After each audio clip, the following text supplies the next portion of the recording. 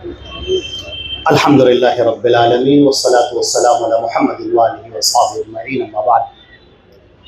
حضرات گرامی، تیسرے سیشن میں ایک مرتبہ ہم آپ سب کا پھر تہ دل سے استقبال کرتے ہیں، اپنی جانب سے، ضلع جمعیت کی جانب سے اور تمام ارکان شورا اور عاملہ کی جانب سے آپ حضرات تشریف لائے۔ اللہ رب العزت آپ کی اس آمد کو قبول فرمائے۔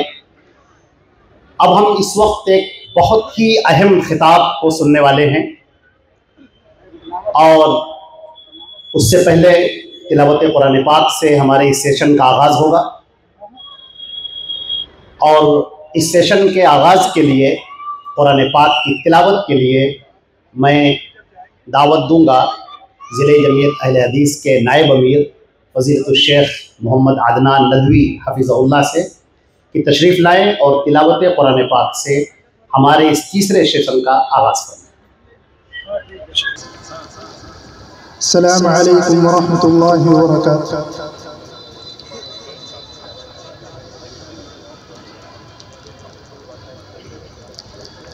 اعوذ باللہ من الشیطان الرجیم، بسم اللہ الرحمن الرحیم۔ وقال الذين لا يرجون لقاءنا لولا أنزل علينا الملائكة أو نرى ربنا لقد استكبروا في أنفسهم وعتوا عتوا كبيرا يوم يرون الملائكة لا بشرى يومئذ للمجرمين ويقولون حجرا مهجورا وقدمنا إلى ما عملوا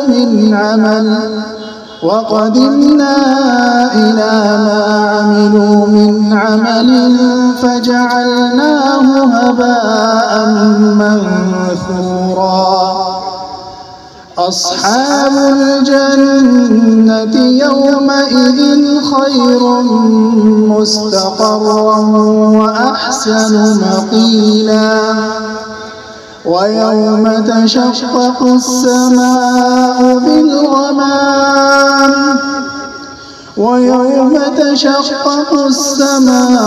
بالغمام ونزل الملائكة تنزيلا الملك يومئذ الحق للرحمن وكان يوما على الكافرين عسيرا ويوم يعض الظالم على يديه يقول يا ليتني اتخذت مع الرسول سبيلا يا ويلتى ليتني لم أتخذ فلانا خليلا لقد أضلني عن الذكر بعد إذ جاءني وكان الشيطان للإنسان خذولا وقال الرسول يا رب إن قوم اتخذوا هذا القرآن مهجورا وكذلك جعلنا لكل نبي عدوا من المجرمين وكفى بربك هاديا ونصيرا۔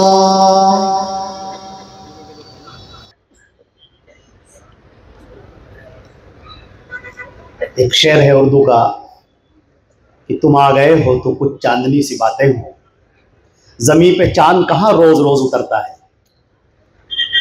بڑی قیمتی لمحات ہیں یہ کہ فضیلت الشیخ علامہ جلال الدین قاسمی حفظہ اللہ ہمارے درمیان ہیں، اور انشاءاللہ ہم ایذا دہی، لوگوں کو تکلیف دینا سماج کا ایک ناسور اس عنوان پر ان سے بلیغ خطاب سنیں گے۔ محبت میں کچھ الفاظ ادا کر دینا کوئی معنی نہیں ہوتا۔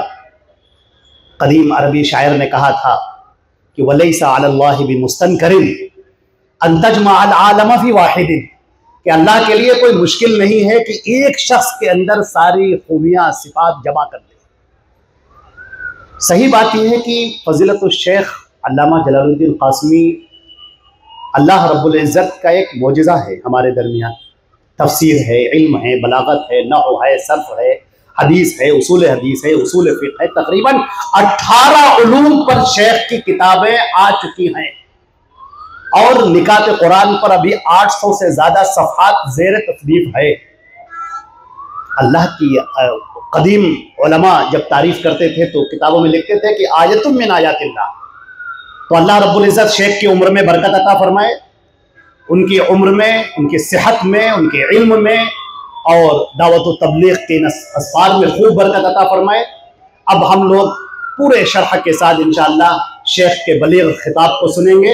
اللہ رب العزت نے ہمیں یہ موقع دیا ہے، اس کو کسی بھی طرح سے ضائع نہیں کرنا چاہیے۔ میں عرض کرنا چاہتا ہوں ایک سیکنڈ کو بھی اگر آپ نے ضائع کر دیا تو علم کے ایک موتی سے آپ محروم ہو گئے۔ میں بڑے ادب کے ساتھ درخواست کرتا ہوں فضیلت الشیخ علامہ جلال الدین قاسمی حفظہ اللہ سے کہ اس اسٹیج پر تشریف لائیں اور اپنے خطاب سے ہم سب کو مستفید فرمائیں۔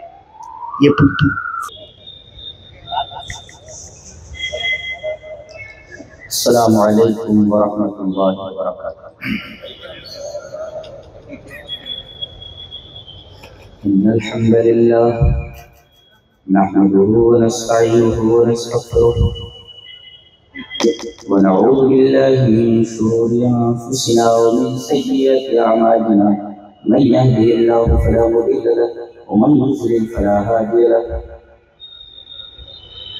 وأشهد أن لا إله إلا الله وحده لا شريك له، وأشهد أن محمدا عبده ورسوله، يا أيها الذين آمنوا اتقوا الله حق تقاته ولا تموتن إلا وأنتم مسلمون، يا أيها الناس اتقوا ربكم الذي خلقكم من نفس واحدة وخلق منها زوجها وبث منهما رجالا كثيرا ونساء، واتقوا الله الذي تساءلون به والأرحام إن الله كان عليكم رقيبا، يا أيها الذين آمنوا اتقوا الله وقولوا قولا سديدا يصلح لكم أعمالكم ويغفر لكم ذنوبكم، ومن يطع الله ورسوله فقد فاز فوزا عظيما، أما بعد فإن خير الحديث كتاب الله، وخير الهدي هدي محمد صلى الله عليه وسلم، وشر الأمور محدثاتها وكل محدثة بدعة وكل بدعة ضلالة، الضلالة في النار۔ أعوذ بالله من الشيطان الرجيم، بسم الله الرحمن الرحيم، وذكر فإن الذكرى تنفع المؤمنين، والذين يؤذون المؤمنين والمؤمنات بغير ما اكتسبوا فقد احتملوا بهتانا وإثما مبينا۔ حضرات علماء کرام، محترم بزرگوں، نوجوانوں، پیارے بچوں اور نشین عالم،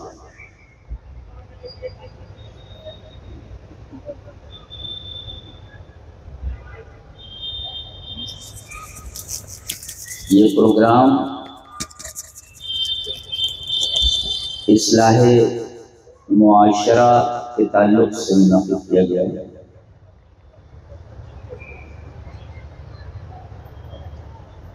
معاشرے کی اصلاح کی جائے۔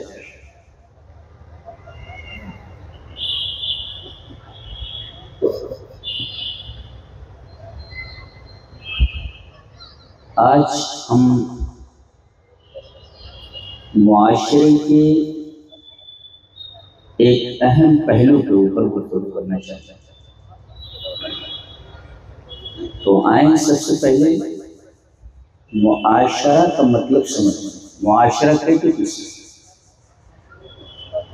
یہ ہے عاشرہ یعاشر معاشرتاً، اس کا مطلب ہوتا ہے مل جل کر رہنا۔ مل جل کر عاشرہ جو عاشر معاشرہ کا معنی مل جل کر، اور یہ انسانی طبیعت کے عین مطابق، اس لیے کہ اللہ تعالیٰ نے انسان کی طبیعت اس طرح بنائی ہے کہ وہ تنہا زندگی نہیں گزار سکتا، وہ گروپ میں رہ کر زندگی گزارے گا۔ اب ظاہر ہے کہ لوگوں کے درمیان جب لوگ زندگی گزاریں گے اپنی اپنی، تو ہر ایک سے واسطہ پڑے، بھائی کا اپنی بہن کے ساتھ واسطہ، شوہر کو اپنی بیوی کے ساتھ واسطہ، کسی شخص کو اپنے پڑوسی کے ساتھ واسطہ، بازار میں دکان میں ہے تو آس پاس کے دکانداروں سے واسطہ، یہ ضروری ہے۔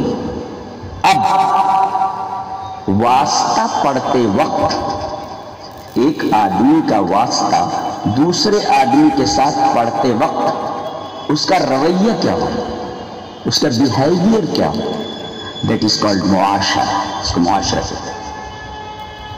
جی بازار میں دکان میں ہے تو آس پاس کے دکانداروں سے واسطہ، یہ ضروری ہے۔ اب واسطہ پڑھتے وقت ایک آدمی کا واسطہ دوسرے آدمی کے ساتھ پڑھتے وقت اس کا رویہ کیا ہو، اس کا بیہیویئر کیا ہو، دیٹ از کالڈ معاشرہ، معاشرہ۔ ایک آدمی کا واسطہ دوسرے سے پڑے تو اس آدمی کا اس کے ساتھ کیا رویہ ہو،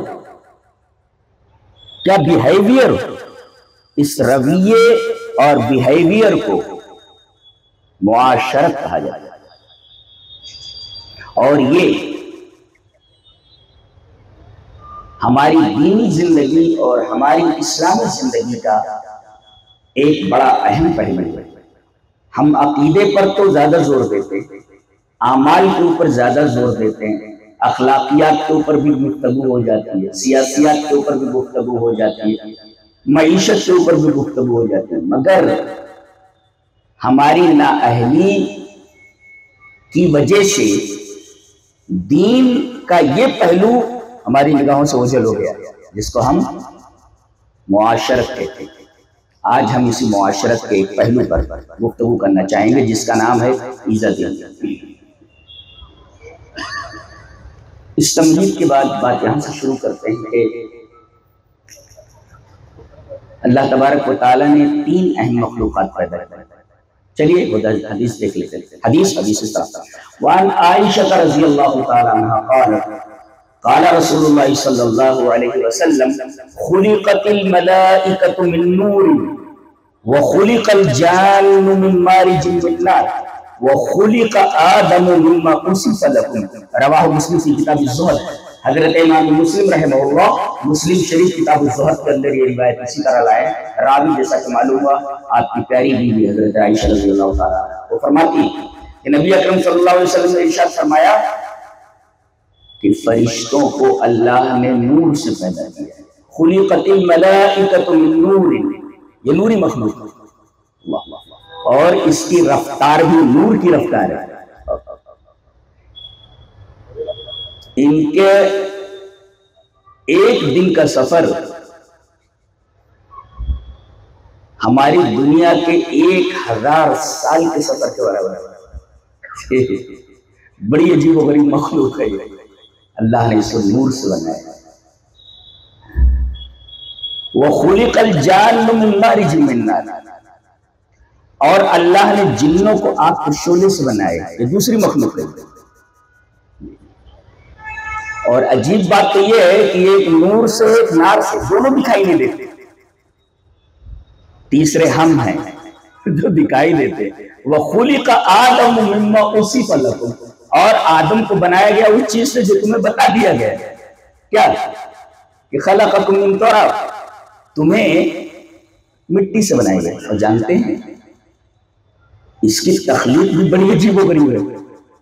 ایک تو بنایا گیا نور سے فرشتہ،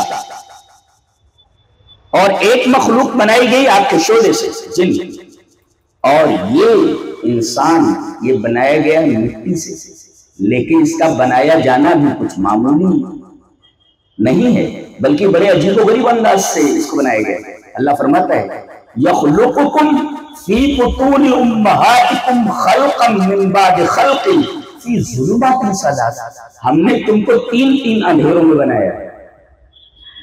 معمولی ایک سوئی بنانے کے لیے ہمیں اجالے کی ضرورت پڑتی. کوئی بھی کام کرنا ہو تو ہم محتاج ہیں اجالے کے، نور کے محتاج ہیں. اللہ فرماتا ہے تم جیسی خلقت کائنات میں ہے ہی نہیں. اتنی شاندار تخلیق جانتے ہیں ہم نے تین اندھیروں میں کی ہے. کمال کی بات نہیں ہے، کمال قدرت. تین اندھیروں میں، ایک اندھیرے میں آدمی نہیں بنا سکتا، یہاں تین اندھیروں میں ایسی تخلیق کی گئی ہے.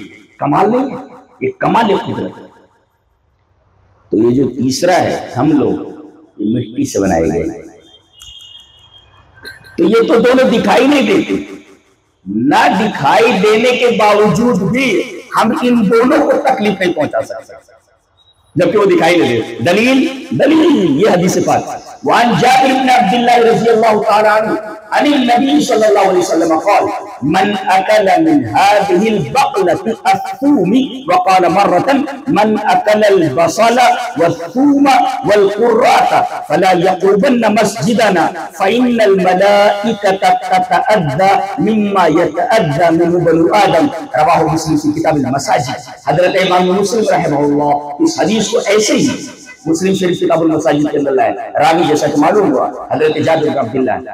حضرت جابر فرماتے ہیں کہ نبی اکرم صلی اللہ علیہ وسلم نے فرمایا کہ جس شخص نے تین چیزیں کھا لی، پیاز البصل انین، پیاز اور لہسن کچی گارلک اور قرہ. یہ قرہ جو ہے نا یہ آپ گوگل پہ مار کے دیکھیں گے تو بالکل پیاز کی طرح ہی نظر آتا ہے، لیکن بدبو اس کی بڑی خراب ہوتی ہے، بو بڑی خراب ہوتی ہے. قرہ سے اس کو بولتے ہیں، اردو میں اس کو گندرا بولتے ہیں، گندرا. اور اگر میرا حافظ غلط نہیں کر رہا تو انگریزی میں اس کو لیچ بولتے ہیں.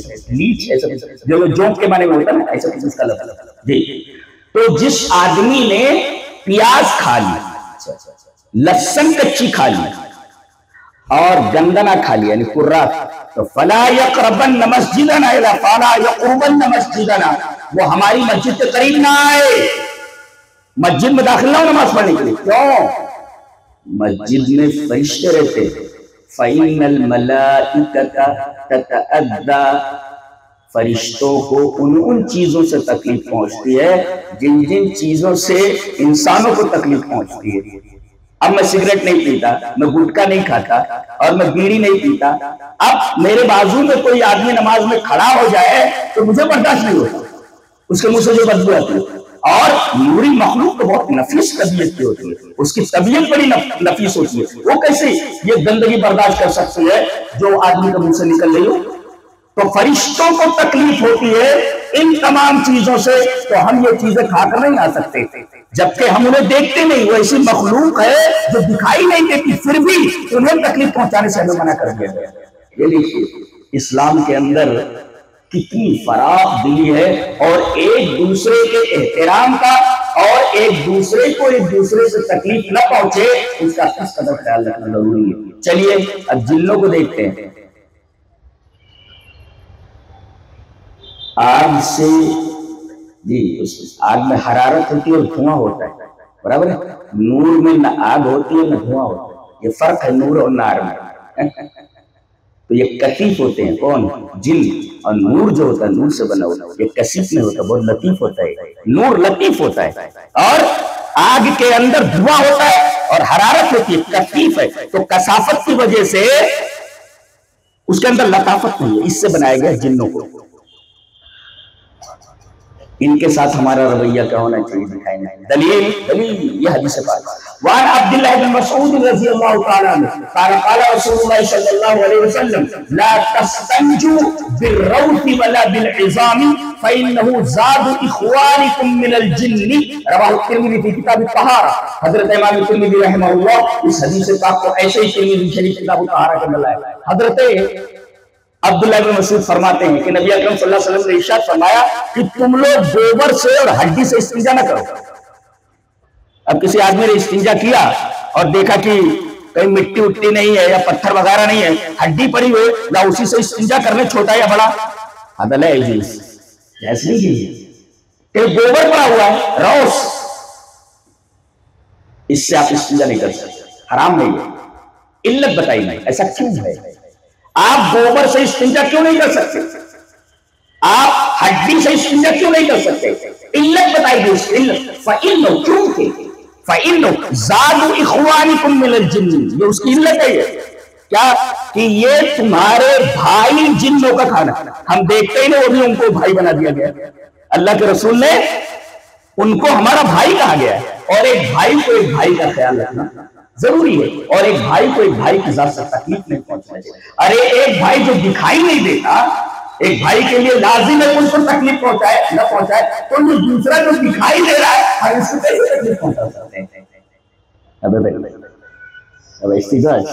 جی فَإِنَّهُ زَادُ إِخْوَانِكُمْ مِنَ الْجِنِّ, جو تمہارے جن بھائیوں کا کھانا ہے. میرا خیال ہے اس حدیث کا جو بیک گراؤنڈ ہے, اس کا جو پس منظر ہے, وہ یہ ہے کہ راوی کہتے ہیں کہ ایک دفعہ رات میں ہم نبی کے ساتھ تھے, اچانک گم ہو گیا.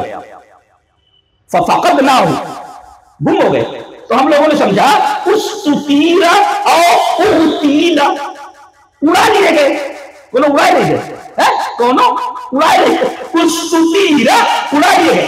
او اُغْتِیلَ, اغتیال کا مطلب ہوتا ہے دھوکے سے کسی کو قتل کر دینا. اس کو کہتے ہیں اغتیال, دھوکے سے بے خبری میں کسی کو قتل کر دینا, اس کو اغتیال. اور اس قطارہ کا مطلب اڑا لیے گئے, کوئی اڑا لیا گیا, اس کو کہتے ہیں اُسْتُطِیرَ. تو اُسْتُطِیرَ او اُغْتِیلَ کہتے رات بھر ہم نے ایسی گزاری کہ اس سے بری رات ہم نے گزاری ہی نہیں. فَبِتْنَا بِشَرِّ لَيْلَةٍ, سب سے بری رات ہم نے گزاری. نبی گم ہو جائے جس رات کو, صحابہ کرام کے لیے اس رات سے بری رات کیا ہو سکتی ہے؟ یہ تو چاہنے والوں سے پوچھئے, جیسا اس کا محبوب ہو تو گم ہو جائے تو اسے کیسا لگے. اسی وجہ سے کہتے ہیں کہ یہ پوری کی پوری جماعت صحابہ ہے, ایسی نہیں ہے کہ اس کے اوپر تنقید کی جائے. یہ لوگ بالکل الگ ہیں, یہ بالکل الگ مخلوق ہے, یہ بالکل الگ ہے. ان کے اوپر کہیں بھی آپ ان کو سنوائی نہیں کر سکتے. جو کرے پکے پرلے درجے کا ہے نا, پرلے درجے کا کافی ہے. جی پرلے درجے کا کافی ہے. جی صحابہ کے اوپر آپ ان کو سنوائی کریں گے جنہوں نے اپنی آنکھوں سے نبی کو دیکھا. جانتے اگر صحابہ پر اعتراض کیا گیا, جانتے ہیں یہ اعتراض کہاں جاتا ہے؟ نبی کو اوپر جاتا ہے کہ آپ کی تربیت صحیح نہیں تھی, بعد میں مرتد ہو گئے تو ایسا ہوا, بعد میں لڑے.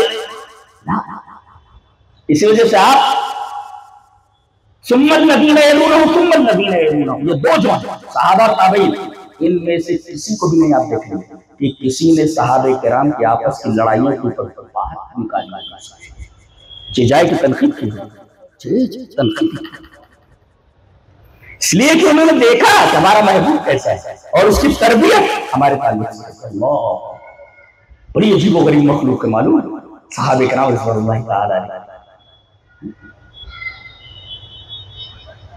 انبیاء کرام کے بعد روئے زمین پر ایسی جماعت کے اوپر سدس طلوع نہیں ہوا.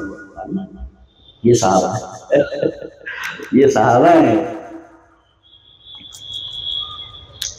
کہتے ہیں رات بھر ہم لوگ پریشان ہیں, صبح ہوئی تو دیکھا کہ ہیرا کی طرف سے آ رہے ہیں. بھیا یہ واقعہ مکہ کا ہے, غار ہیرا کی طرف سے آ رہے ہیں. دوڑے سب, اللہ کے رسول کہاں چلے گئے تھے آپ؟ کہا کہ اصل میں کچھ جن آ گئے تھے اور بلا کر لے گئے تھے. تو بہت ساری چیزیں انہوں نے دکھائی, تو انہوں نے بتایا کہ اللہ کے رسول یہ ہڈی ہے اور یہ روس وغیرہ وغیرہ وغیرہ. بہرحال اس حدیث کا پس منظر یہ گویا ہڈی یہ جنوں کا کھانا ہے. طعام الجن, الارض طعام الجن والروح آلاف دواب الجن، جن کے جو چوپائے ہیں ان کی غذا ہے روس، گوبر اور ہڈی، وہ طعام الجن، یہ جنوں کا کھانا ہے۔ بسم اللہ پڑھ کے اگر ہڈی اٹھا لے تو گوشت بھر جاتی ہے۔ ہم نے یہ سب دیکھا نہیں، نبی نے دیکھا ہوا ہے، نبی نے وہ سب دیکھا ہوا، اور نبی نے جو دیکھا ہے کسی اور نے نہیں دیکھا، اور صحابہ نے جو دیکھا ہے وہ ہم لوگوں نے نہیں دیکھا، صحابہ نے جو دیکھا ہے وہ ہم لوگوں نے نہیں دیکھا۔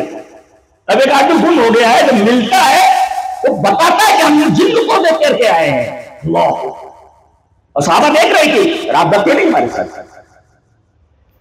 چاند کو جو ٹکڑے ہوتے دیکھا وہی اترتے ہوئے دیکھی، تو انہوں نے وہ دیکھا جو ہم لوگوں نے نہیں دیکھا۔ ہماری اوقات ہی کیا ہے کہ ہم جماعت کے اوپر ہم کون ہوتے؟ ہماری اوقات ہے، ہماری اوقات ہے۔ بہرحال تو یہ ہے فرشتے، ان کو آپ تکلیف نہیں پہنچا سکتے، یہ دکھائی نہیں دیتے، اور یہ ہے جن، یہ ہمارے بھائی ہیں، ہم ان کو تکلیف نہیں پہنچا سکتے، اور ان کا ہمیں خیال رکھنا۔ اب تیسرے ہم رہے، اب اس کے اوپر ہم گفتگو کرنا چاہتے ہیں۔ ہم انسانوں کو نہ روحانی تکلیف پہنچا سکتے ہیں نہ جسمانی، اس کو عربی میں کہتے ہیں تکلیف کو اذا۔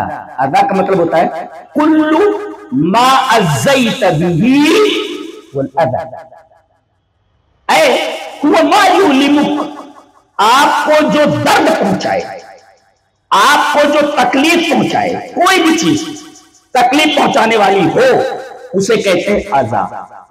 جس چیز سے آپ کو تکلیف پہنچے، درد پہنچے، وہ چیز اذا ہے، اذا سے تکلیف کہتے ہیں، جس کو ہم تکلیف کہتے ہیں عربی میں اس کو اذا کہا جاتا ہے۔ کل ما اذیت به، جس سے آپ کو درد ہو، جس سے آپ کو تکلیف پہنچے، یا کل ما یؤلمک، جس سے آپ کو الم پہنچے، تکلیف پہنچے، وہ اذا، وہ اذا ہے۔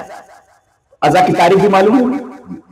تو ہم کوئی ایسی چیز نہیں کر سکتے، نہ زبان سے نہ اپنے اعضاء و جوارح سے، جس سے کسی دوسرے بھائی کو تکلیف پہنچے۔ پہلے روحانی کا دیکھ لیتے ہیں، پھر اس کے بعد آگے ہم جسمانی کے اوپر بحث کریں گے۔ جس روحانی تکلیف ہم نہیں پہنچا سکتے، دلیل یہ حدیث پاک ہے۔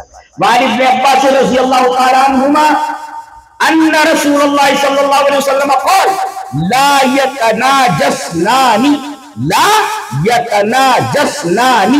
دون الثالث فإن ذلك يكره المؤمن والله تعالى يكره أذى المؤمنين، رواه الطبراني في المعجم الأوسط۔ حضرت امام طبرانی رحمہ اللہ اس حدیث کو ایسے ہی معجم الاوسط طبرانی کے اندر لائے ہیں۔ راوی حضرت عبداللہ بن عباس، حضرت عبداللہ بن عباس فرماتے ہیں کہ رسول اکرم صلی اللہ علیہ وسلم نے ارشاد فرمایا، تین آدمی اگر ہیں تو ایک آدمی کو چھوڑ کر کے دو آدمی ایک طرف جا کر بات نہ کریں۔ جی تین آدمی ہیں، اب ایک آدمی کو چھوڑ کر کے دو آدمی اٹھ کر ایک طرف ہو جائے، دھیرے دھیرے بات کرنے لگے، سرگوشی کرنا، وسپر، سرگوشی کرنا، جی وسپرنگ، کانا پھوسی کرنا، یہ حرام ہے۔ لا یتناجسنان، دو آدمی دھیرے دھیرے بات نہ کریں، دون الثالث، تیسرے کو چھوڑ کر، دونا مانے چھوڑ کر، تیسرے کو چھوڑ کر دو آدمی سرگوشی نہ کریں۔ کیوں؟ علت بتائیں گی، فَإِنَّهُ يَكْرَهُ فَإِنَّ ذَلِكَ يَكْرَهُ فَإِنَّ ذَلِكَ يُؤْذِي الْمُؤْمِنَ، اس لیے کہ یہ چیز ایک مومن کو تکلیف پہنچاتی ہے، جو کوئی جسمانی نہیں، جسمانی تکلیف ہے اس کو نہیں، اس کو ذہنی تکلیف پہنچ رہی، روحانی تکلیف پہنچ رہی کہ دونوں آدمی مجھے چھوڑ کر کیا بات کر رہے ہیں، شاید میری ہی کوئی بات کر رہے ہیں، میری ہی کوئی بات نکال رہے ہیں، تو اس سے اس کو ذہنی اذیت پہنچتی ہے، روحانی تکلیف پہنچتی ہے۔ نبی کریم صلی اللہ علیہ وسلم فرمایا دو آدمی تیسرے آدمی کو چھوڑ کر کے سرگوشی نہ کرے۔ کیوں؟ علت کیا ہے؟ فَإِنَّ ذَلِكَ يُؤْذِي الْمُؤْمِنَ، اس لیے کہ یہ بات ایک مومن کو ایذا دیتی ہے، تکلیف پہنچاتی ہے۔ چلو ٹھیک ہے، مومن کو تکلیف پہنچ جائے، کیا حرج ہے؟ کیوں؟ اس لیے کہ واللہ تعالی یکرہ اذی المؤمن، اللہ تبارک و تعالیٰ کو مومن کو تکلیف دینا پسند ہے، کہ کوئی آدمی کسی مومن کو تکلیف پہنچائے یہ اللہ کو پسند نہیں ہے، اور تمہاری یہ حرکت مومن کو تکلیف دیتی ہے، لہذا یہ چیز اللہ کو تکلیف دینے والی ہے۔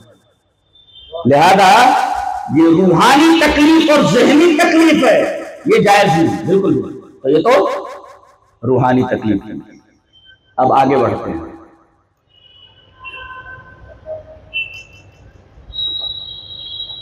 آدمی کا گھر ہوتا ہے، اب گھر اس کا جو ہے اس طریقے کا کہ آگے نالا ہے، آگے تھوڑا سا اسپیس موجود ہے، وہاں تھوڑی سی جگہ کھلی ہوئی، اس کو ساحہ کہہ لیجیے عربی میں، یا المتسع کہہ لیجیے، المتسع امام البیت، ساحہ امام البیت، کوئی چیز ہے سامنے جگہ کھلی ہوئی، آپ وہاں گندگی نہیں کر سکتے۔ کیوں؟ اس لیے کہ اس طرف سے جہاں آپ کا مکان ہے، مکان کے آگے جو کھلی ہوئی جگہ ہے، سڑک ہے، اس پر سے آدمی گزرے گا، اس کی وجہ سے اس کو تکلیف پہنچ سکتی ہے۔ لہذا نبی کریم صلی اللہ علیہ وسلم نے فرمایا کہ اگر کوئی مسلمان اس طریقے کی حرکت کرتا ہے تو اس کی یہ حرکت یہودیانہ حرکت ہے۔ دلیل یہ حدیث پاک ہے۔ وعن عامر بن سعد عن ابیہ رضی اللہ تعالی عنہ قال قال رسول اللہ صلی اللہ علیہ وسلم طہروا افنیتکم فإن اليہود لا تطہر افنیتها، رواہ احمد فی مسند، حضرت امام احمد بن حنبل رحمہ اللہ مسند احمد کے اندر یہ روایت اسی طریقے سے لائے، اور حضرت عامر بن سعد اپنے باپ سے روایت کرتے ہیں کہ رسول اللہ صلی اللہ علیہ وسلم نے ارشاد فرمایا کہ اپنے فنا کو صاف رکھو۔ فناؤن الساحۃ امام البیت، گھر کے سامنے جو اسپیس ہے جہاں سے لوگوں کا گزر ہوتا ہے وہاں گندگی نہ ڈالیں، وہاں اب گندگی، ارے کیرا ڈال دیتا ہوں، کیرا ڈال دیتا ہوں، کیلا ڈال دیتے ہیں وہاں، تاکہ گزرنے والا اس کے اوپر سے گر کر کے ہاتھ پیر ہو جائے۔ منع کیا گیا کہ آپ کیلا اس کا چھلکا ادھر میں نہیں دیکھ سکتے۔ کیا تعلیم ہے اسلام کے اللہ! لوگ کہتے ہیں کہ اسلام گندگی کی تعلیم دیتا ہے، یہ تصور ہے، یہ تصور نظافت ہے اسلام، یہ تصور طہارت ہے اسلام کا، کہ آپ اپنے گھر کے سامنے جو اسپیس ہے اس کو گندا نہیں کر سکتے، آپ گندگی نہیں ڈال سکتے وہاں، گندگی جہاں پھینکنے کے لیے جگہ مزبلہ جہاں بنا ہوا مزبلے کے اندر ڈال، کوڑے دان جہاں ہے وہاں جا کر ڈال۔ ایک برائی اور ہے صاحب، ایک کوڑے دان میں ڈالنے کے لیے کون جاتے ہیں؟ محترمہ جاتے ہیں، وہ بڑا سوچ رہا تھا، وہ بیچاری ٹانگ کے لے کے جاتی دوڑا دوڑا، وہ ٹانگ کے لے جا رہی ہو، سوت رہا تھا، سوتت ہے۔ تو طہروا افنیتکم، تم لوگ اپنے گھر کے سامنے جو کھلی جگہ ہے، اسپیس ہے، نالا ہے، سب کو اچھا رکھو، پاک رکھو، کیونکہ اس طریقے کی حرکتیں یہودی کرتے ہیں۔ فَإِنَّ الْيَهُودَ لَا تُطَهِّرُ أَفْنِيَتَهَا، اس لیے کہ یہودی اپنے صحنوں کو اپنے گھر کے سامنے کی جگہ صاف نہیں کرتے، اور بتاتے ہیں کہ ان کے بدن سے خاص قسم کی بو آتی ہے، شاید جہنم کا گندھ ہو رہا ہے، وہ گندھوڑے ہیں پورے، یعنی طبعی طور پر چونکہ ان کا دل گندا ہے بدماشوں کا، لہذا یہ دل کی گندگی ان کے جسموں سے ظاہر ہوتی ہے، تو اندر میں گندھوڑے ہیں تو بدن سے تو ظاہر ہوتا ہے، گندھ تو آئے گی، گندھا کا کل۔ تو طہروا افنیتکم فإن اليہود لا تطہر افنیتها، تم لوگ اپنے صحنوں کو پاک رکھو، گھر کے سامنے کی جگہ کو طاہر رکھو، پاک رکھو، کیوں؟ اس لیے کہ یہود اپنے گھر کے صحنوں کو اور گھر کے سامنے کی جگہوں کو پاک رکھو، یہ تصور ہے۔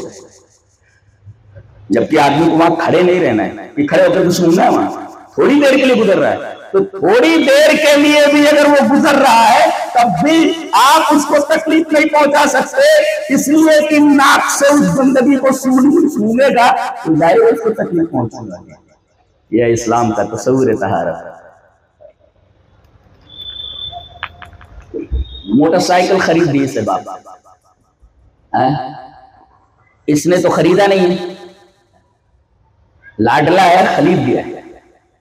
اب وہ جو سائلنسر ہے وہ بنا رہتا ہے، اس میں ایک معتدل آواز آتی رہتی ہے، وہ کہا جب بنوائیے تاکہ بھڑ بھڑ بھڑ بھڑ کی آواز اور تیز ہے، یہ ابا یہ لے کے بھی نہیں، پورے گاؤں کو بتائے گا، پوری گلی کو بتائے گا، دیکھو، اور بھڑ بھڑ بھڑ بھڑ کرتا ہے، جانتا نہیں اس کے بارے میں نبی نے کیا کہا ہے۔ آئیو حدیث دیکھ لیتے ہیں۔ حدیث اس طرح وعن ابی عبداللہ الجدلی رضی اللہ تعالی عنہ قال سألت عائشة رضی اللہ تعالی عنہ عن خلق رسول اللہ صلی اللہ علیہ وسلم فقالت كان رسول الله ليس فاحشا لم يكن فقالت لم يكن فاحشا ولا متفحشا ولا صخابا في الأسواق ولا يجزي بالسيئة السيئة ولكن يعفو ويصفح رواه أحمد في مسنده۔ حضرت ابو عبداللہ الجدلی وہ کہتے ہیں کہ ایک دفعہ میں اماں عائشہ کے پاس گیا رضی اللہ تعالیٰ عنہ، اور میں نے پوچھا کہ رسول اللہ صلی اللہ علیہ وسلم کے اخلاق کیا کیا۔ سألت عائشہ رضی اللہ تعالیٰ عنہ عن خلق رسول اللہ، رسول اللہ صلی اللہ علیہ وسلم کا اخلاق کیا کیا۔ اب بتانے لگے، اگر بیوی کسی کی تعریف کر دے شوہر کی، سمجھو سچ مچ اچھا شوہر ہے، نہیں تو وہ بتا دے گی ٹیڑے ٹیڑے اڑت رہے، نہیں بیکار ہوتی ہے۔ ارے بولے اس کو کہتے ہیں بزرگ، تو کہے کہ بزرگ، کیا ہوا؟ بولے صبح میں دیکھی، کیا دیکھی کہ ایک آدمی جو ہے ایک بزرگ ہوا میں اڑتے جا رہے تھے۔ کہا اللہ کی بندی وہ میں ہی تھا۔ اچھا تب بھی ٹیڑے ٹیڑے اڑ رہے تھے۔ تو اگر بیوی تعریف کر دے شوہر کی، یقیناً شوہر جو ہے یقیناً اعلیٰ درجے کا۔ فرما رہی ہے تم نبی کے اخلاق جاننا چاہتے، لم یکن فاحشا ولا متفحشا، یہ دونوں چیزیں ہمارے نوجوانوں میں، ولا سخابا فی الاسواق، یہ بھی ہمارے نوجوانوں میں، ہمارے بچوں میں۔ چلیے تشریح کرتے ہیں۔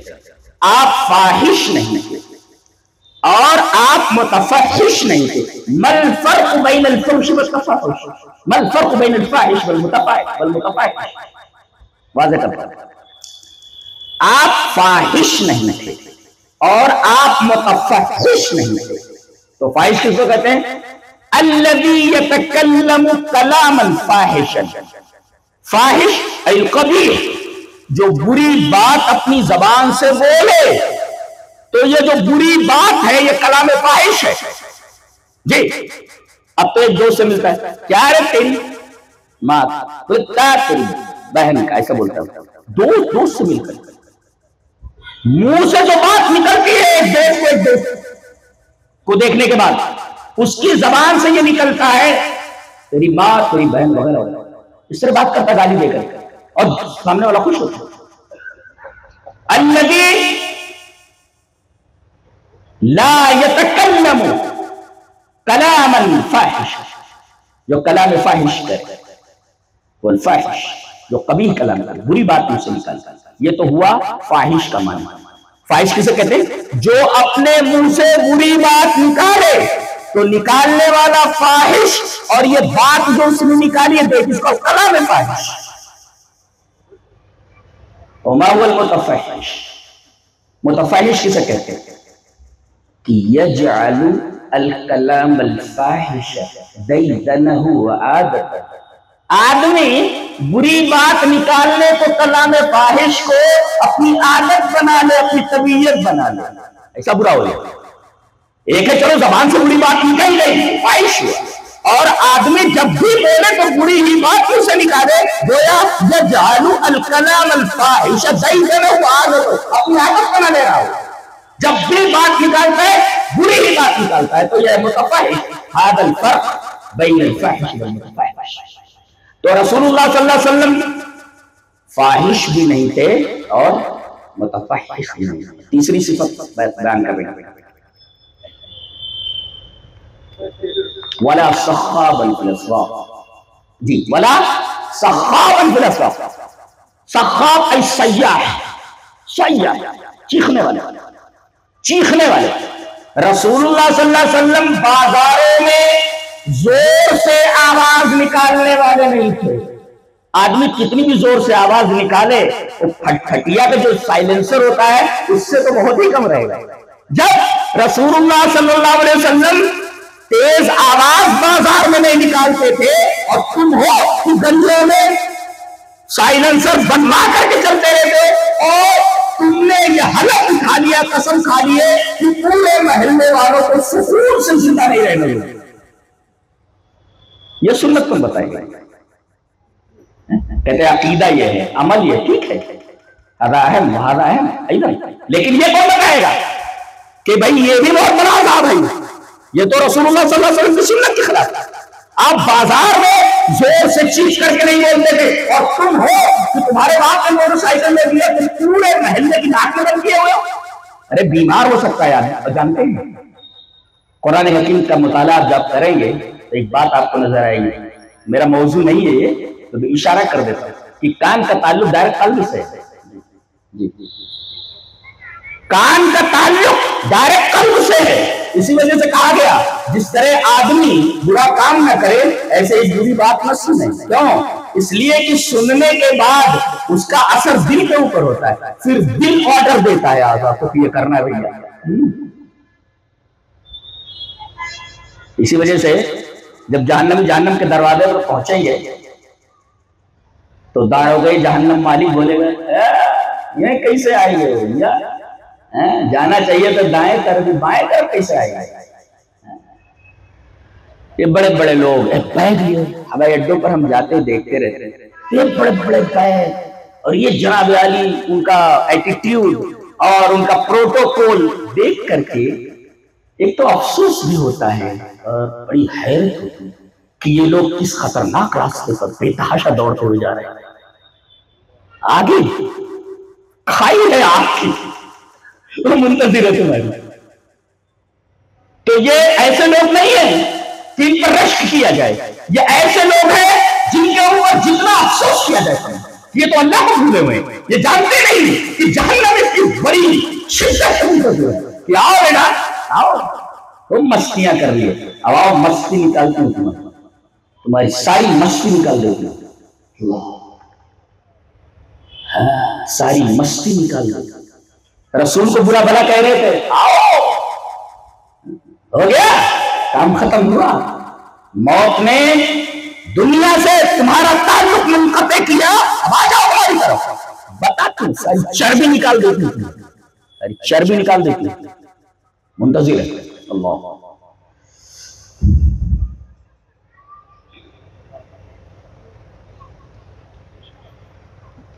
بند کرو بند کرو۔ ولا سخابا فی الاسواق، تو آپ صلی اللہ علیہ وسلم بازاروں میں شور کرنے والے نہیں۔ اب وہ داروغے جہنم پوچھتا ہے ادھر کیسے آ گئے، کیا کہیں گے؟ اور کہے گا ڈرانے والا کوئی نہیں آیا تھا کیا، بتانے والا کوئی نہیں آیا تھا، آیا تھا؟ قالوا بلا، کیوں نہیں آیا تھا؟ پھر ادھر کیسے آیا؟ وقالوا لو كنا نسمع او نعقل، سنتے اور عقل میں لاتے، عقل کا تعلق دل سے ہوتا ہے نا جی، تو گویا کہ سماعت کا تعلق قلب سے ہوتا ہے۔ پورے قرآن میں آپ جہاں دیکھیں گے آپ کو پتہ چلے گا کہ سننے کا تعلق قلب سے ہوتا ہے، اور ایک خاص ڈیسیبل وہ کان برداشت کر سکتا ہے، ورنہ ایک خاص ڈیسیبل کے آگے اگر آواز گئی تو کان برداشت نہیں کرتا اس کو، سائنس کے طرف جانتے ہو۔ اور تمہاری یہ آواز یہ تو ممنوع ڈیسیبل سے آگے کی آواز ہے جس سے آدمی کے دماغ کو تکلیف پہنچتی ہے۔ آدمی اگر ہارٹ ڈیزیز میں مبتلا ہے، کوئی ذہنی پرابلم ہے، اس کو بہت تکلیف پہنچتی ہے۔ کون ہوتے ہو تم دوسروں کو تکلیف پہنچانے والے؟ رسول اللہ صلی اللہ علیہ وسلم تو زبان سے اپنی آواز بلند نہیں کرتے تھے، وہ بازاروں میں ولا سخابا فی الاسواق، یہ آپ تکلیف نہیں پہنچا سکتے اپنی آواز کے ذریعے۔ جب زبان کی آواز جو منہ سے نکل کے اسے آپ تکلیف نہیں پہنچا سکتے، یہ موٹر سائیکلیں اور خواہ کے یہ جو ہارن تم نے لگا رکھے ہیں، ہارن کیا ہوتا ہے؟ وقتی طور پر سامنے والے کو متنبع کرنا، ہلکے سے آپ اس کو متنبع کر دیجیے کہ میں آ رہا ہوں، اب تو پے پے پے پے پے پے پے یعنی ہٹ جاؤ، اس بات کی آرازی ہے، ہم آ رہے ہیں، ہم آ رہے ہیں۔ ارے ہنستے تم لوگ، تمہارے اوپر ہنستے رہے، تم پاگل تو نہیں ہو، تمہاری یہ حرکت تفلانا ہی نہیں، پاگلانا احمقانہ، ہنستے ہیں تم پر لوگ، یہ تم بھڑ بھڑ کرتے ہو گزرتے ہو، یہ تمہاری تعریف نہیں ہو رہی ہے، کمنٹ ہے تمہارے اوپر، تم پاگل قسم کے لوگ، تمہارے گھر کے لوگ پاگل جو تمہیں یہ حرکت کرنے کی اجازت دیتے ہیں، جس سے لوگوں کے ذہن و دماغ کو، روح کو، بدن کو تکلیف پہنچتا ہے، کون اجازت دیتا ہے؟ ولا صخابا فی الاسواق ولا یجزی بالسیئۃ السیئۃ، برائی کا بدلہ برائی سے نہیں دیتا، ولکن یعفو ویصفح، معاف کر دیتے ہیں، ادھر ادھر۔ یہ دیکھیں ہم نے استدلال کیا اس سے، فاحش متفحش اور غلط۔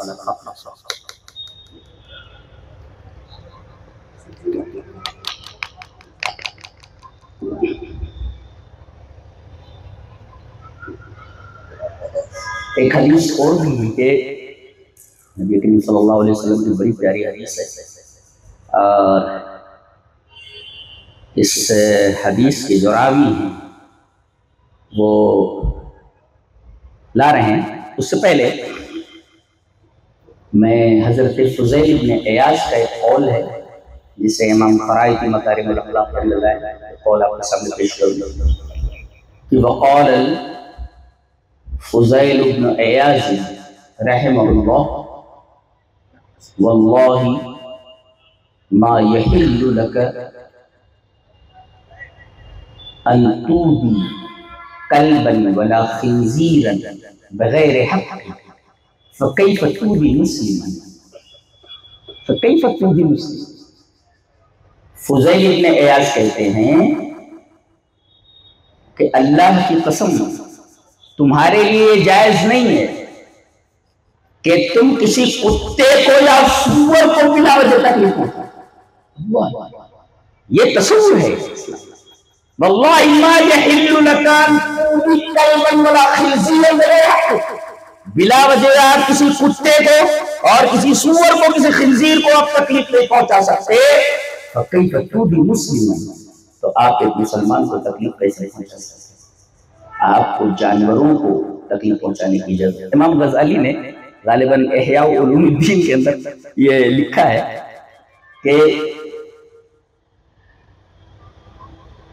جانوروں کی 3 قسمیں ہیں،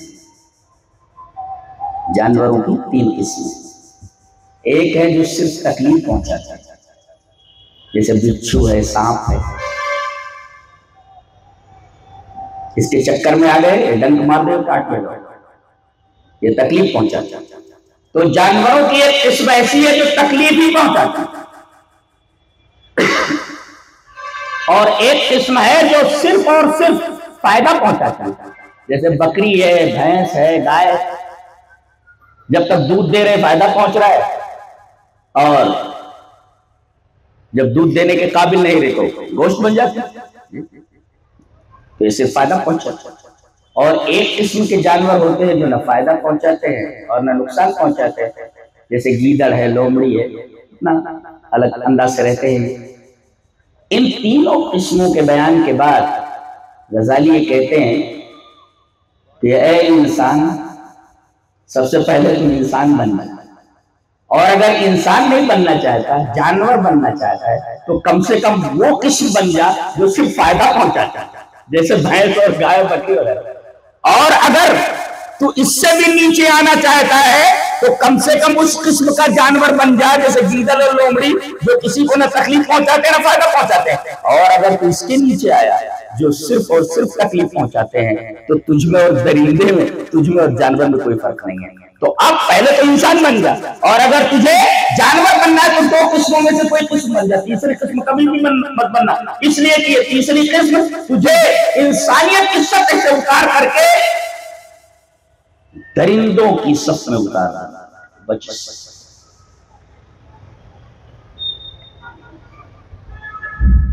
حضرت ابن عباس رضی اللہ تعالیٰ عنہما سے ایک روایت ہے، چلیے پڑھ لینے پہلے روایت کی طرف۔ وعن ابن عباس رضی اللہ تعالیٰ عنہما قال قام رسول اللہ صلی اللہ علیہ وسلم فقال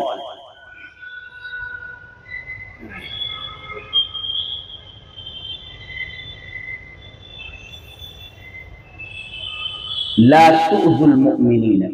پہلے آپ کھڑے ہوئے اور کھڑے ہونے کے بعد آپ نے فرمایا یا معشر الناس، پہلے کہا یا ایھا الناس، اس کے بعد فرمایا یا ایھا الناس یا معشر من آمن بلسانہ ولم یخلص الایمان الی قلبہ لا حتی اسمع العواتق فی خدورہن لا تؤذوا المؤمنین لا تؤذوا المسلمین ولا تتبعوا عوراتهم فإنه من يتبع عورة أخيه يتبع الله عورته ومن يتبع عورته فيغرقها عليه في بطن بيته۔ رواه الطبراني في المعجم الأوسط۔ حضرت امام طبرانی رحمہ اللہ اس حدیث کو ایسے ہی معجم الأوسط کے اندر لائے۔ حضرت ابن عباس فرماتے ہیں کہ ایک دفعہ رسول اللہ صلی اللہ علیہ وسلم کھڑے ہوئے اور کہا اے لوگو یا ایھا الناس، اس کے بعد فرمایا یا معاشر من آمن بلسانہ، اے لوگوں کی وہ جماعت جو زبان سے ایمان لائی ہے، وَلَمْ يُخْلِصِ الْإِيمَانَ إِلَىٰ قَلْبِهِ، اور اس نے ایمان کو اپنے دل تک خالص نہیں کیا، پہنچایا نہیں ہے۔ اور آواز آپ کی اس تقریر میں اتنی تیز تھی، لاؤڈ اسپیکر وغیرہ تو تھا نہیں، اور آپ کو دور تک آواز پہنچانی حتی اسمع العواتق فی خدورہن، یہاں تک کہ آپ نے سنا دیا کماری لڑکیوں کو ان کے پردوں میں۔ دو بات معلوم ہے، ایک تو بچیوں کے لیے جب وہ جوانی کی دہلیز میں قدم رکھے تو پردہ لازم ہے، لیکن بلا وجہ ان کو گھر سے باہر نہ نکالے، فی خدورہن، پردوں میں رہیں۔ نبی کریم صلی اللہ علیہ وسلم نے جس وحشی معاشرے کے اوپر کام کیا، یقیناً یہ کام بہت مشکل تھا، بہت مشکل تھا، جو لڑکیوں کو زندہ درگور کر دیتے تھے، لڑکیوں کو ان کے اصلی مقام تک پہنچایا کہ تمہاری جگہ کیا ہے، وہاں رہو، تم پردوں کے اندر رہو، تم شمع محفل نہیں بن سکتی۔ اور اللہ اکبر، کسی کالج میں نہیں گئی کوئی لڑکی، کسی یونیورسٹی میں تعلیم حاصل نہیں کی، لیکن ایسی عورتیں وجود میں آئی ہیں، جانتے ہیں حضرت خدیجۃ الکبریٰ کے پاس اللہ کا سلام آیا، کتنی خوش نصیب عورت ہو سکتی ہے۔ وہ مشہور ہے بخاری کی روایت کہ حضرت جبریل آئے نبی کریم صلی اللہ علیہ وسلم کے پاس، فرمانے لگے، یہ حدیث میں پوری حدیث بیان کر چکا ہوں، اس میں آپ دیکھ لیجیے، تو آتے ہی کہا کہ اللہ کے رسول آپ کی بیوی آ رہی ہے، آدھی خدیجۃ قدرت تو آ رہی ہے، ان کے ہاتھ میں کچھ کھانے یا پینے کی چیز ہے، وہ لا رہی ہیں آپ کو کھلانے کے لیے۔ بیوی ہو تو ایسی ہو، زندگی تج دے کسی کے پیچھے، اور ہمارا نبی تو ایسا ہی تھا کہ کوئی بھی اس کے پیچھے اپنی زندگی تج دے۔ اللہ،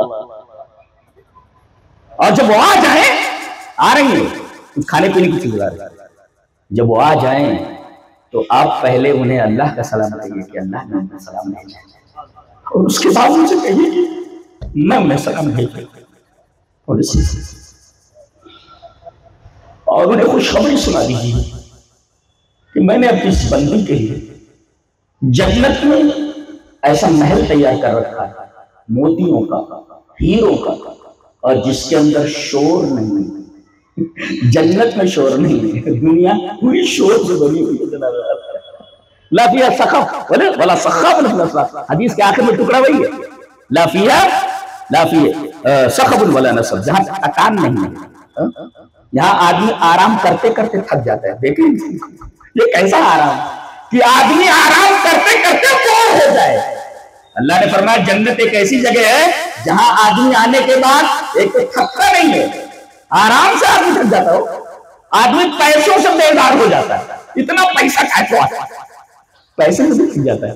جنت کی خصوصیت وہاں شور نہیں ہے، شور نہیں، اور دوسرے وہاں تکان نہیں ہے، بوریت نہیں ہے. یہ جنت کی خاص نعمت ہے. تم نے دنیا کو تو شور سے بھر دیا یار، اس سے بڑا عذاب کیا ہو سکتا ہے جو جنت میں نہیں ہے. جو جنت میں نہیں ہے تم اسے لے کر کے بیٹھے ہوئے ہو اور وہ پیش کر رہے ہو پورے معاشرے کے سامنے. تو جب وہ آ جائیں تو اللہ کا سلام کہنا. ایسی عورتیں کسی کالج میں نہیں پڑھی گئی جی، کسی یونیورسٹی میں نہیں گئی، لیکن مقام ایسا ہے جسے اللہ کا سلام آیا ہو. اللہ اکبر. پتا نہیں سکتے مقام و مرتبہ کیا ہے. مقام و مرتبہ کیا؟ حضرت خدیجہ الکبریٰ، حضرت عائشہ ہے. اللہ کا سلام تو نہیں ہے، لیکن ایک دفعہ نبی کے پاس بیٹھی ہوئی ہیں اور حضرت جبرائیل وہاں پر. حضرت جبرائیل کہہ رہے ہیں تو ان کو سلام بولیے. تو کہہ رہے ہیں یا عائشہ حضرت جبرائیل، یہ جبرائیل بیٹھے ہوئے ہیں اور یہ قریب کی السلام تمہیں سلام بول رہے ہیں. تو کہنے لگی کہ اللہ کے رسول کہنے لگی وعلیہ السلام، یعنی وہ دکھائی نہیں دے رہے، پاس میں بیٹھے ہیں وعلیہ کہہ رہی. وعلیہ اس کا مطلب تو دکھائی نہیں غائب ہو، وعلیہ کا مطلب کوئی کیسا نہیں ہو، بلکہ وعلیہ کہا جائے. اللہ کے رسول ان کے اوپر سلامتی ہو جب تمہیں بیٹھے ہوئے وہ چیز آپ دیکھ رہے ہیں جو میں نہیں دیکھ رہی. بتائیے یہ نبی ہے، سامنے فرشتہ بیٹھا ہوا ہے، ایک عام نگاہ اس کو نہیں دیکھ پا رہی ہے، نگاہ لوگوں بھی دیکھ رہی ہے. نگاہ کا اندازہ لگائیے آپ. یہ ہمارا نبی ہے. ہم نے فرشتوں کو دیکھا نہیں. آپ صلی اللہ علیہ وسلم نے 2 بار تو اصلی شکل میں دیکھا ہے اور انسانی شکل میں تو بار بار دیکھتے تھے. وہ وہی لاتے تھے کہ یہ جبرائیل بیٹھے ہوئے، یہی فرشتہ ہے جو نور کا بنا ہوا ہے اور تمام فرشتوں کا موثر فرشتہ ہے. یہ سامنے بیٹھا ہوا ہے. یہ ہمارا نبی ہے. یہ ہمارا نبی ہے جو اپنی آنکھوں سے جبرائیل کو دیکھ رہا ہے اور وہی حضرت عائشہ بیٹھی ہوئی ہیں، ان کو دکھائی نہیں دے رہے. وہ کہہ رہی کہ اللہ کے رسول آپ دیکھ رہے ہیں میں نہیں دیکھ رہی. یاد علیہ السلام. یہ مقام ہے حضرت عائشہ رضی اللہ تعالیٰ کہ اتنا معزز فرشتہ جبرائیل آپ کو سلام بھیج رہا ہے، سلام دے رہا ہے. تو ایسی عورتیں پیدا ہوئی اور بچے ایسے پیدا ہوئے. بچے کیسے پیدا کیے؟ حضرت عبداللہ بن زبیر، زبیر بن عوام، حضرت علی، حمزہ، کیسے کیسے بچوں کو پیدا کیا جنہوں نے تاریخ کا رخ موڑ کر رکھ دیا، تاریخ کا دھارا بدل کر رکھ دیا. ایسے بچے پیدا کیے. یہ بے پردہ ہوتا ہے. کتنی بھی تعلیم حاصل کر اگر انہوں نے اپنی جگہ چھوڑ دی، اپنا مقام چھوڑ دیا، تو در حقیقت یہ عورتوں کے مقام سے نیچے آ گئی ہیں. یہ عورتیں اسلام کو مطلوب نہیں. ایسی عورتیں اسلام کو نہیں چاہیے. تو نبی کریم صلی اللہ علیہ وسلم نے جب بات شروع کی تو آواز اتنی تیز تھی حتی اسمال آواز کے خاص حضورہن. دو باتیں معلوم ہیں. ایک بات تو یہ معلوم ہے کہ لڑکیوں کو پردے میں رہنا چاہیے جیسے ہی وہ جوانی کی تحریک میں قدم رکھا ہے. لڑکوں کے ساتھ ان کا میل جول بالکل حرام اور ناجائز ہے جی. اور دوسری چیز شریعت کی باتیں جس طرح مردوں کو سنانا چاہیے عورتوں کو بھی شریعت کی باتیں. حتی اسمال آواز فی خدورہن، لڑکیوں کا جو پردوں میں تھی اپنی آواز نبی کریم صلی اللہ علیہ وسلم نے شریعت ان تک پہنچا. لڑکیوں کو بھی دینی تعلیم سے آراستہ کیا جائے اور ان کو پردے میں رکھا جائے. یہ دونوں چیزیں، یہ 2 چیزیں بتائی کہ بہت اہم ہے. دینی تعلیم سے آراستہ کیا جائے، دینی باتیں سنائی جائیں اور دوسرے ان کو پردے میں رکھا جائے. دیکھیے جہاں جائے گی الحمدللہ گھر سنوار دیں. آپ نے جو تعلیم دی ہے گھر برباد کر دیتی لڑکیاں جاتے ہیں، اس لیے کہ تعلیم گھر میں سے نہیں. حتی اسمال آواز فی خدورہن، جو جملہ بھی چیز غضب کا جملہ ہے. اس کے بعد آپ نے فرمایا یا معاشر من آمن بلسانہ ولم یخلص ایمان الا قلبہ، کہ دل میں ایمان اترانے سے زبان سے ایمان لائے. ایسا کرو لا توزوا المسلمین، تم مسلمانوں کو تکلیف مت پہنچاؤ. آپ نے پچھلے جملے سے اس جملے کو مربوط کیا کہ نہیں؟ کیا اے وہ لوگ جو زبان سے ایمان لائے ہو، ایمان ان کے دلوں میں اترا نہیں ابھی. لا توزوا المسلمین، مسلمانوں کو مت ستاؤ.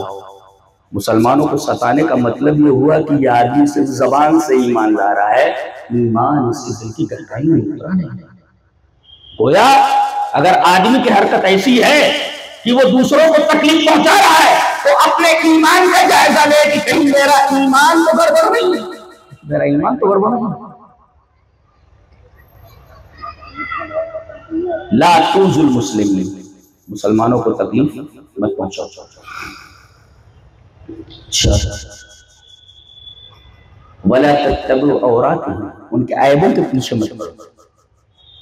عورت کہتے ہیں عورت مانے کھلی ہوئی، عیب، عورت مانے عیب، کھلی ہوئی ہے، کھلی ہوئی، تو اس کو کیا کیا جائے؟ تو کھلی ہوئی ہے اس کو ڈھانپ دو۔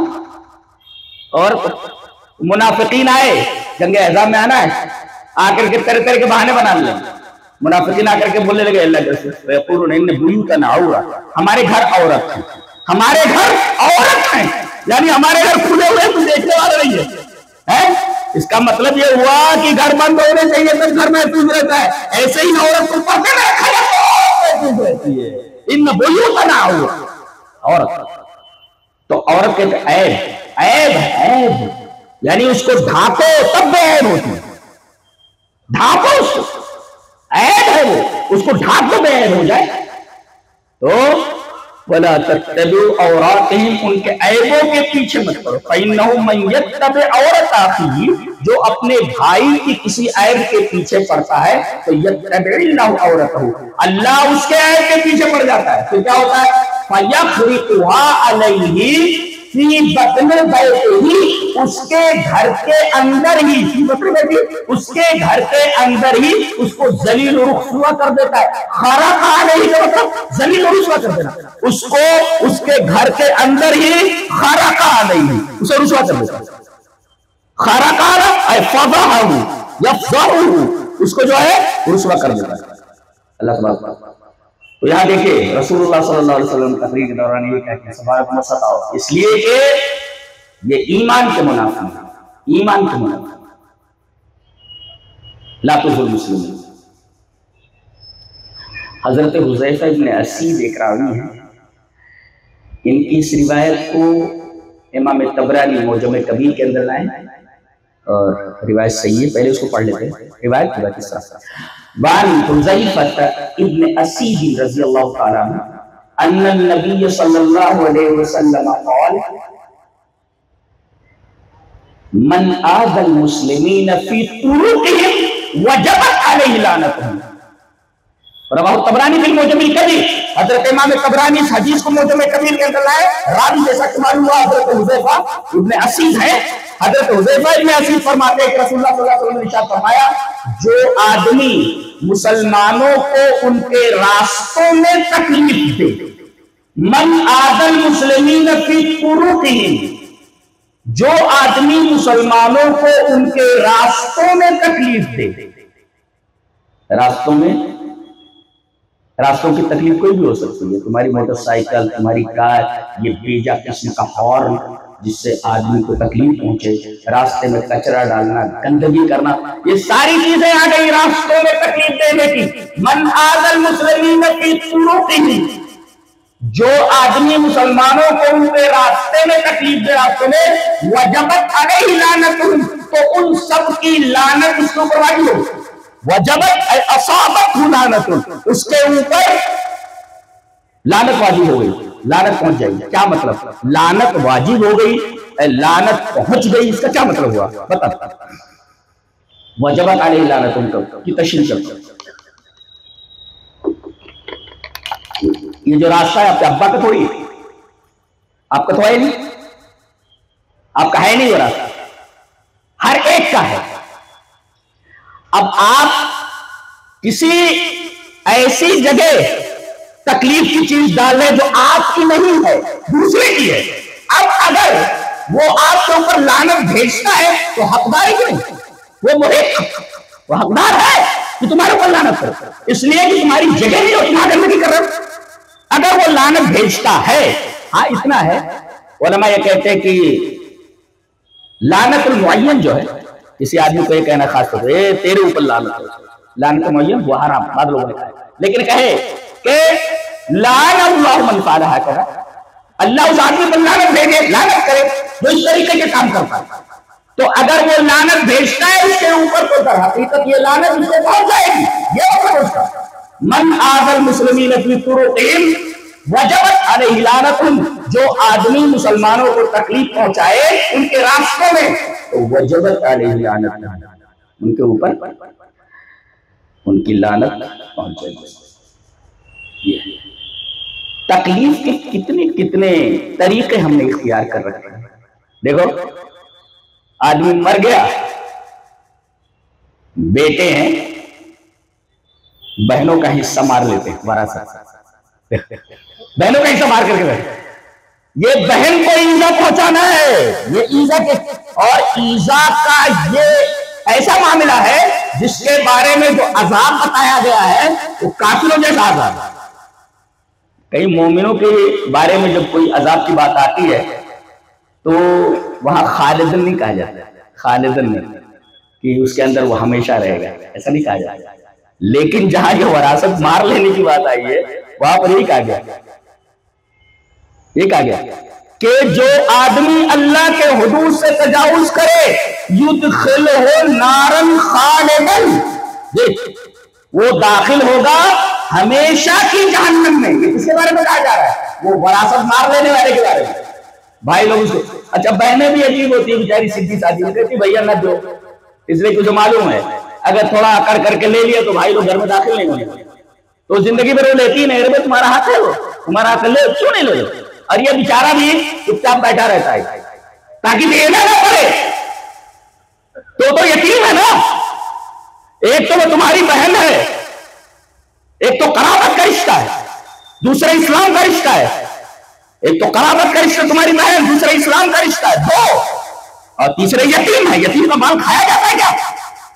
ان الذين ياكلون اموال اليتامى ظلما انما ياكلون في بطونهم نارا. بیٹی بچی یتیم ہے، باپ مر گیا نا، جیسے تم یتیم ہو گئے ہو، بچی یتیم ہے وہ.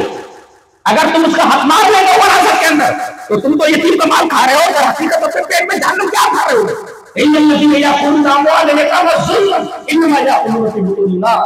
یہ ظلم ایک قسم کی تکلیف ہے جو تم اپنی بہنوں کو پہنچا رہے ہو، جس سے تین طریقے کے تعلقات ہیں. ایک تو قرابت کا رشتہ ہے کہ تمہارے رشتے میں سب سے قریب ہے، اور دوسرے یہ کہ وہ اسلام کا رشتہ ہے، اور تیسرے یہ کہ وہ یتیم ہے. یتیم کا مال تم کیسے کھا سکتے ہو؟ یہ معاملہ چلیے ایک روایت حضرت ابو ہریرہ سے دیکھ لیتے ہیں، بہت پیاری ہے روایت. وعن ابي هريره رضي الله تعالى عنه قال قال رسول الله صلى الله عليه وسلم مر رجل في بغصن الشجره على ظهر طريق فقال والله لأنحين هذا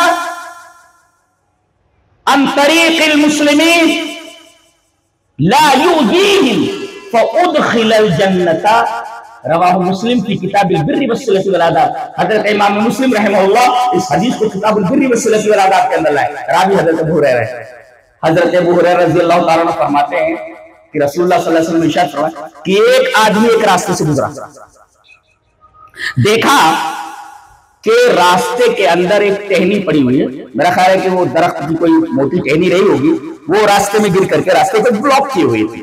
مر رجل بغصن الشجرة على ظهر الطريق، وہ بالکل راستے کے اوپر وہ درخت سے ٹہنی وہ گری ہوئی ہے اور راستے کو بلاک کیے ہوئے. ابھی آدمی ادھر سے گزرا، کہنے لگا واللہ لأنحین هذا عن طریق المسلمین، اللہ کی قسم میں اس چیز کو مسلمانوں کے راستے سے ہٹا کر ہی دم لوں گا. جی، اور اس کو ہٹا دیتا ہے.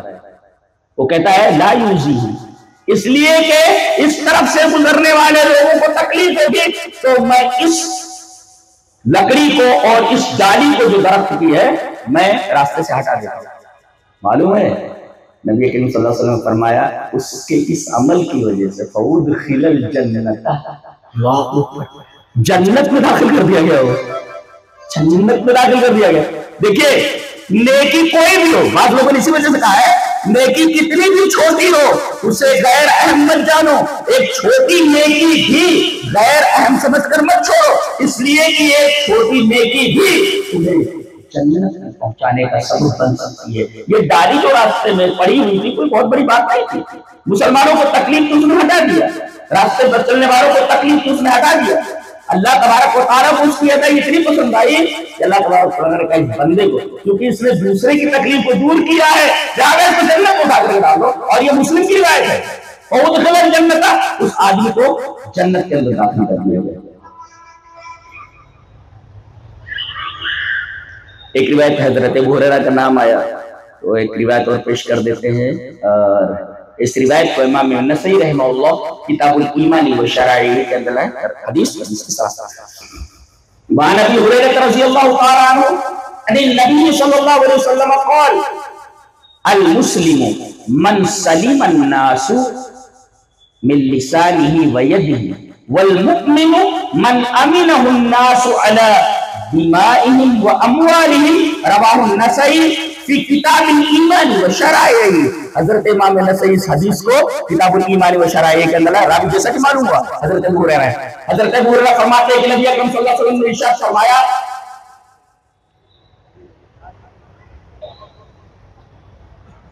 کہ مسلم وہ المسلم، مسلمان کون؟ من سلم الناس، یہاں یہ نہیں کہا گیا مسلمان یا مومن، کوئی بھی آدمی ہے، انسان ہے، من سلم الناس من لسانه ویده، لوگ چاہے وہ مسلم ہو غیر مسلم ہو کوئی بھی ہو اس کی زبان سے اور اس کے ہاتھ سے اس کو تکلیف نہ پہنچے، یہ ہے مسلمان۔ المسلم من سلم الناس، the people الناس، اس کے ہاتھ سے اس کی زبان سے نہ پہنچے۔ اور مومن کس کو کہتے ہیں؟ والمؤمن من امنہ الناس علی دمائهم واموالهم، اور مومن وہ ہے جس کی وجہ سے لوگوں کی عزتیں محفوظ ہوں، لوگوں کے مال محفوظ ہوں، لوگوں کے خون محفوظ ہوں، آدمی بلا وجہ آدمی کسی کا خون نہ بہائے۔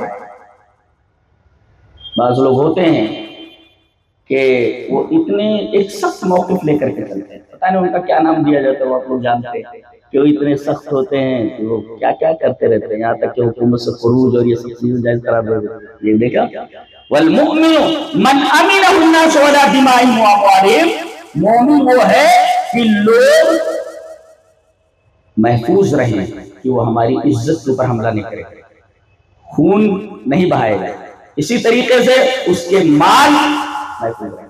اور ہمارے نبی کریم صلی اللہ علیہ وسلم کا اسوہ ہمارے سامنے ہے، یہ جانتے ہوئے وہ کہتے گئے کہ ہمارا بہت بڑا دشمن ہے اور آپ کو ستانے میں کوئی کسر نہیں اٹھا رکھتے تھے، لیکن جب امانت رکھنی ہوتی تھی محمد صلی اللہ علیہ وسلم یہ امانت ہماری رکھنی، یہ دھیان ہے۔ آج ہم مسلمان جب تک آپ کے پاس 10 روپے ہاتھ میں ہے تب تک آپ کا ہے، سامنے والے کو دے کے بھول جائیے، جی یہ امانت کا معاملہ، یہ امانت کا معاملہ۔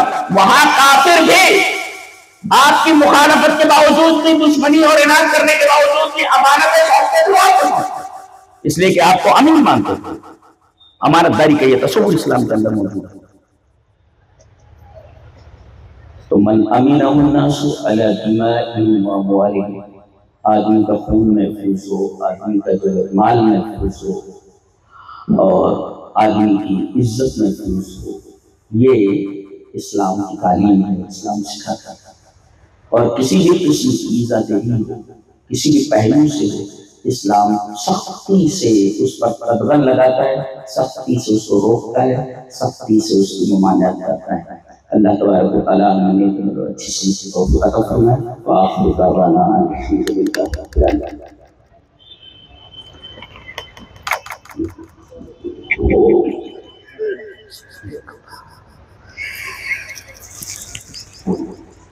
جزاک اللہ خیر، احسن الجزاء۔ ابھی ہم لوگ سن رہے تھے بڑا بلیغ خطاب فضیلت الشیخ علامہ جلال الدین قاسمی حفظہ اللہ کا، اور وقت کب ختم ہو گیا پتہ ہی نہیں چلا۔ اس قدر علمی نکات بیان کیے جا رہے تھے کہ مسلم میں اس سحر میں کھو کے رہ گئے۔ حضرات گرامی ابھی آپ کو ایک بیان اور بھی سننا ہے فضیلت الشیخ حافظ ڈاکٹر معراج ربانی حفظہ اللہ کا. شیخ معراج ربانی حفظہ اللہ کا بیان انشاءاللہ آپ کو بھی سننا ہے. ہاں، اور ہمارے شیخ محترم علامہ جلال الدین قاسمی حفظہ اللہ ورعاہ وتولہ کو بھی جانا بھی ہے، اس لیے تکریم کرتے ہیں. جو علماء کرام کی تکریم کے لیے ضلع جمعیت کا جو مومنٹو ہے، ایک شال ہے اور ایک